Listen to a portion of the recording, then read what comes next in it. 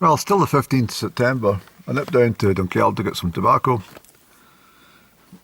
What a depressing place from what I used to remember it when I used to work there many years ago. Wasn't there for long right enough, but I enjoyed my time. Okay, it's maybe not Dunkeld. It's probably me today. I think I'm burnt out. I think the last 15, 16 weeks it's been had a real toll on my emotions, and just of late I suppose I'm in a switch over. The full moon probably just passed as it had a bit of a toll in most people's thoughts and emotions anyway. It's well known that the lunar cycles have that impact on humans and the oceans and what else. Yeah. Strange thing about the moon, though. You know, talk about the dark skies just prior to the new moon, and you feel a sense of newness and urgency on fixing things and getting things in a new perspective. And lots of things, if you think back to where you were at the new moon, I'm talking about any new moon. Generally, it holds true that if you're away, if you don't give a shit about the moon, then too bad. But if you follow the moon cycles like I do, the lunar cycles, it's interesting. It builds up a rhythm. It builds up a kind of formula as well. And what I'm saying is there's a certain degree of accomplishment which comes between the period of the new moon and the first sighting of the new moon and the full moon and the last parts of the waning moon. What generally happens in the waning moon cycle is everything that was accomplished begins to take its place on our mental shelf. It's done. It's completed. The cycle's been completed again. I mean, if you've got a recurring situation which never seems to be resolved, then you put a lot of faith in the moon cycles, and sometimes it doesn't happen in a two to 4 week period. It takes a very long time. But certainly looking back over the last period, I mean, that Cancer moon in June, July time, that's exceptional. I don't know if everyone felt it, but I think they must have. It was very spiritual. And then we went into the fiery Leo moon, and followed by all the present Earth, Virgo moon. Well, it's a new moon in Virgo, just at the end of August there, and then it culminates with fullness in Pisces and Aries. I hark on about it, but every single thing is completely connected. Absolutely everything is right down to the last digit. It's completely and utterly controlled. Perhaps not quite controlled in the sense that we understand what control is, because I think the whole thing has been. I've told you before about the numbers. Everything's been put down in a number sequence. The number sequences are continuously flowing.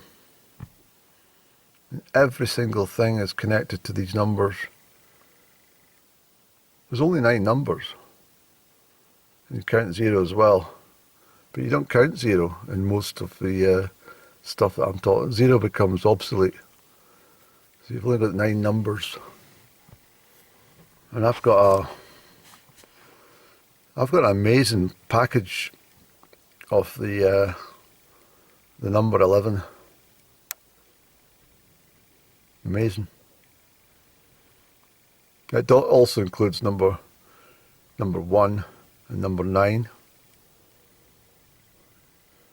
The number 1 coming from number 19, and the number 9 coming from a 6 and a 3.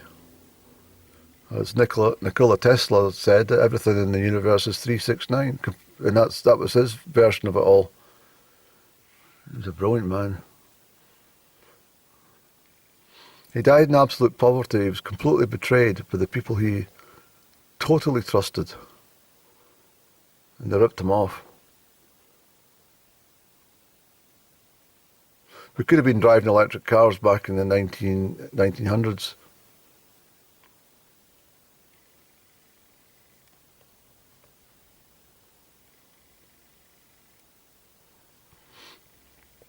It took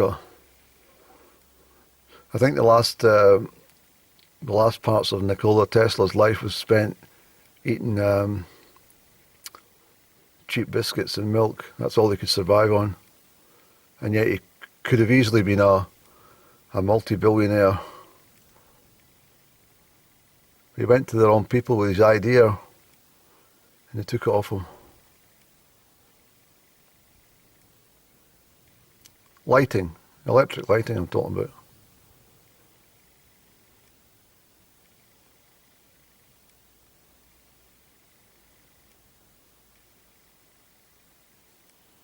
But my number of sequences that I've, it's been going for more than 30 years now. My first interest in this was probably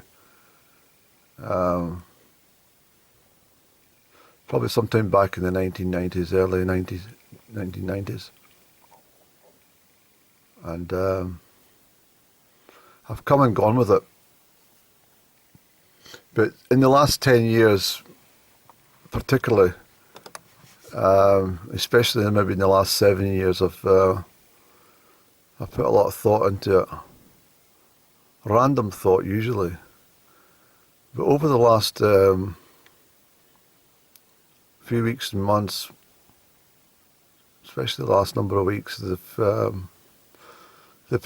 become a pinnacle of significance, and I'm unable to share them because unfortunately involve a lot of private information. So it's I'm talking numerology in this instance, but I can't load it because it's as I say, it's private information. But the number sequences and the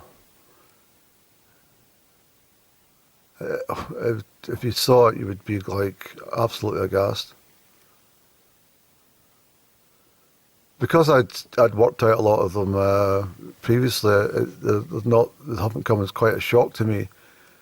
But one day, a few weeks back, I think it was a Saturday, I was up in Kenmore, and I sat with my calculator and my big jotter, as they called it in primary school. Well, small jotters in primary school, but this is a big jotter that I use. And I started to write down lots and lots of information, and then calculated it using the numerology formulas, and the totals all were identical. And the more I tried to, mix it up a wee bit and try and get some disorder into it, it still came to the same totals. I was absolutely taken aback. I think it's when you make a point of discovery about something, and I'm sure that's probably happened to people. I mean, my discovery is not going to change mankind, not at all. However, in saying that, it may well be of interest to think this. Well, maybe this guy's onto something. The fact that he's managed to calculate all these numbers and get the same sum total. I wonder if he is completely onto something regarding this stuff that he keeps talking about, number sequences, and the fact that we may all just be following, or, as I said at the beginning, under some sort of control of these number sequences. So if you got all these digits all lined up, and I'm talking hundreds of billions of digits of every second of every day in your existence, it is possible that these numbers are working in tandem with someone else or other events. And the fact that your life is completely different from someone else's is maybe purely down to numbers and not just down to chance. The people you meet, the people you interact with, the people the places you travel to, the places you see. The fact that you walk along the street and you maybe pass 100 people, but there'll be one person that you actually make eye contact with, that sort of thing. I'm quite sure I mentioned it before, and I don't know if I loaded it because I've got a habit of talking to this camera. It's kind of therapy for me in a way, because you're dealing with, I wouldn't say, not issues, it's just a case of, it's either this or going to sit in a cafe and drinking cold tea, or going sitting and spending a fortune sitting listening to a lot of shit in the pub. I don't mean that 100 times out of 100, but my experience is it's generally the experience of the pub. It dulls your brain, doesn't enliven it, and neither does the alcohol.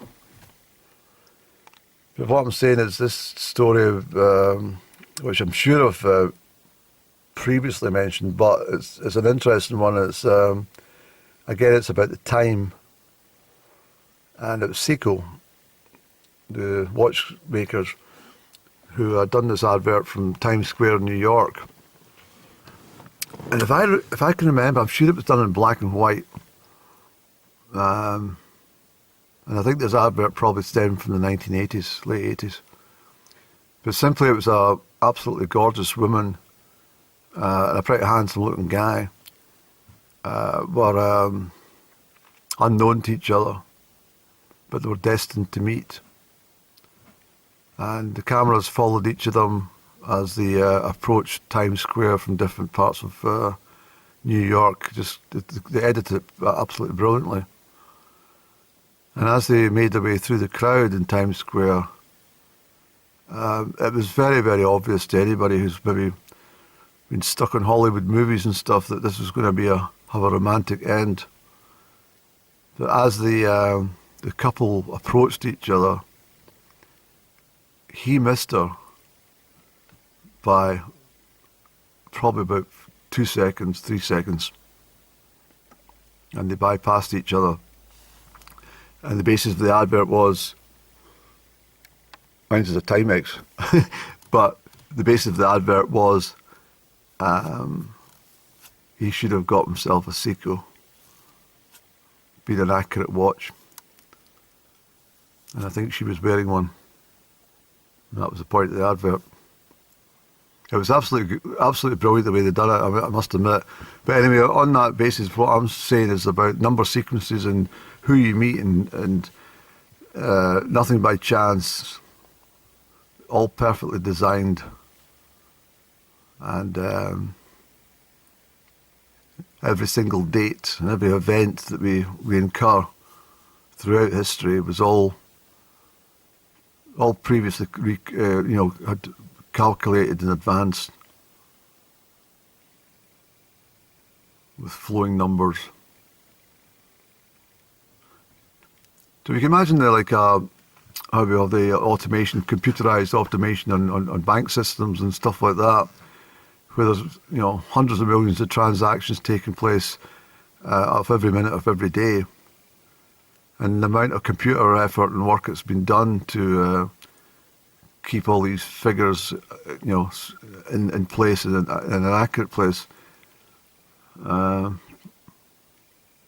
That's the kind of thing that I think is the creator had developed from the outset. And I think that he,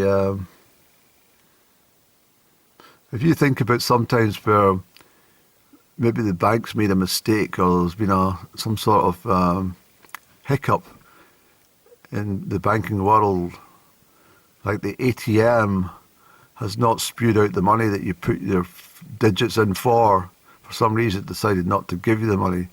That's the shitty thing that happened, isn't it? Well, I think sometimes that is equivalent of maybe men going to taking your people to war. Maybe perhaps that was not part of the original plan, and for some reason there was a fuck up. And I think I put that down to anything that involves anything sinister, wicked or evil, which was not designed by our Heavenly Father in his calculations.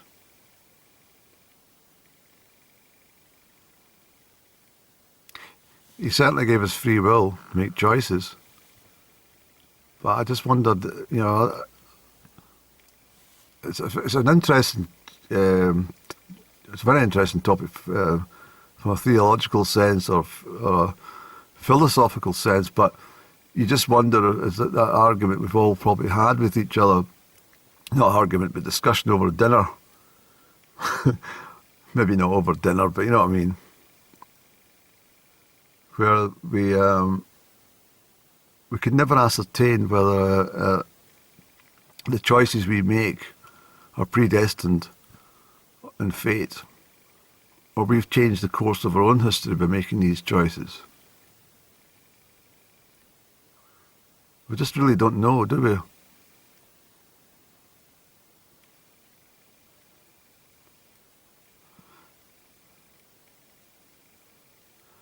I think the reason I'm saying that, I think when you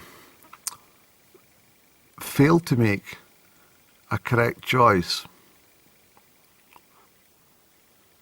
the whole cycle, in the moon cycle, but it might take 30 moons, or it might take 130 moon cycles, but inevitably, if you've made that mistake, an error, I think it comes back round again for you to correct your error,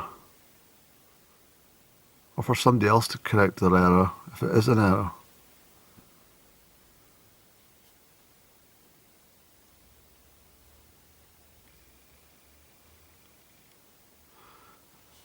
A lot of people say, I wished I hadn't, or if only, or things like, if I knew what I knew now, then, or I wished I'd done things differently. All these sort of things. Because I think that what it is, that's an internal realisation that a choice was made wrong. And the 130 moons came back around over a long period just to allow you to understand the choice that you made were wrong, the errors that you made.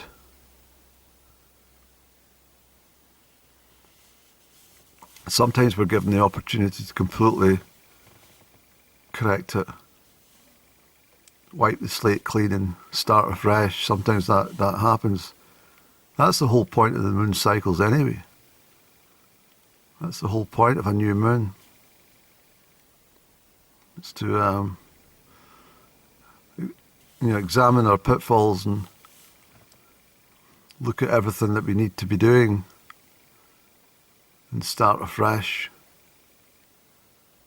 A new moon gives you that opportunity. And if you follow the moon cycle, the lunar cycle, you will find that these changes that you instigate in the new moon will undoubtedly show the first parts of fruition when the moon is full. You'll be shocked, you'll be surprised what it does. It may not give you everything the first full moon,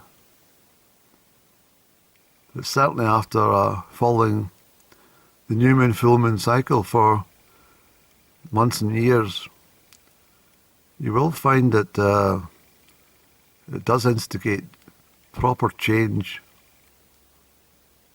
solid change, and a change for the benefit. Cannot help being a human being, and we all have weaknesses. There's nothing wrong with that. Nothing wrong with learning from mistakes and experiencing all aspects given to us in life. But they shouldn't be repeated if you already know that they're not to your benefit, not for your higher good in your life's journey. So I think that people should experience different aspects of life, but they shouldn't dwell in a place that doesn't belong to them. As I say, especially if it's not for their higher good. But that's for the individual to work out. And that's for the individual to make amends.